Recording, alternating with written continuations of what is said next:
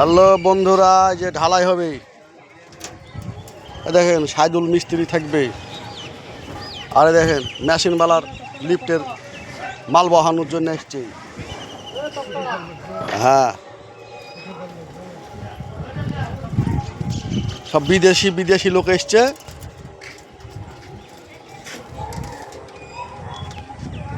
ঢালাই হয়েছে ড্যাঙ্গাপাড়া কদমতলায়।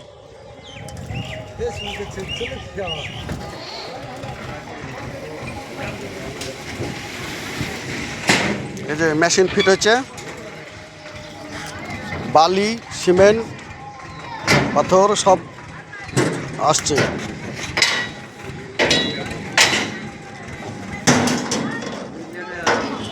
হাসানপুরে সফির machine, mixture machine.